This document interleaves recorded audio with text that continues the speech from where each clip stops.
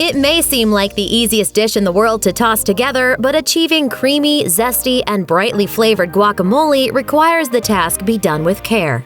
The culprits for underwhelming guacamole are easy to pinpoint and even easier to avoid. Don't get stuck with a bad guac and follow these tips. I love guacamole, it's my favorite. What's that? Subpar fruit. Avoid using anything for guacamole other than perfectly ripe avocados. The timing can be tricky, so your best bet is to assume you'll want to dip something in guacamole within a week or so, and just have a few underripe avos at the ready.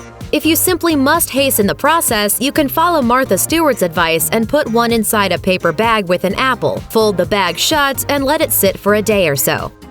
The brown menace. If you've ever worked hard to pick out the perfect avocados at the store only to come home to cut up less than perfect ones, you're not alone. It's a tough feat to find perfect avocados. That said, you can still use these flawed ones for your guac, but be sure to cut away the brown blemishes so you're left with only the green parts. The flavor will be the same, but even a tiny bit of browned avocado can taint the color of your entire dish and make it look pretty unappetizing. Robot reliance. You don't need to employ a food processor to make guacamole. The Aztecs certainly didn't. Unless you want to eat some avocado soup, mash your avocados using the back of a fork. Doing this also lets you control how chunky your guac ends up. Too slow, too mashed. When you're making guacamole, work quickly because exposed avocado flesh oxidizes when it comes in contact with air, turning it brown. You also want to avoid mashing too much since part of the charm of guacamole is the chunky texture that allows you to taste individual pieces of delectable avocado. Juice abuse. It's simple. Lemon juice is for avocado toast and lime juice is for guacamole.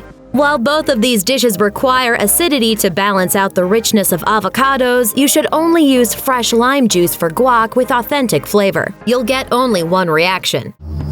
This is some kick-ass guac you whipped up, man. Seedy preparation. One universally acceptable add-in for guac? Tomatoes. If you are adding them to yours, be sure to go the extra mile and remove the seeds. It's an annoying task, but it ensures that your final result is something densely packed and not watery from tomato juices and seeds. Underseasoning. Well, what does the Queen of Machu Picchu think of the guacamole? I don't like it. It's disappointing to eat bland guacamole considering the dish's potential. Add a generous amount of salt to your guacamole, then wait a few minutes before tasting and salting some more if needed. There's a time for delicate seasoning, but this just isn't it. Passing on Hass. To avoid drippy, messy guac, don't even try to use Florida avocados. Only Hass will do. Less watery than any other type of avocado, Hass avocados possess a little more fat and a few more calories than their counterpart. Their rich, concentrated flavor and smooth, creamy texture makes them ideal for mashing into a luxurious dip. Holy guacamole, yeah! Thanks for watching! Click the mashed icon to subscribe to our YouTube channel. Plus, check out all this cool stuff we know you'll love too.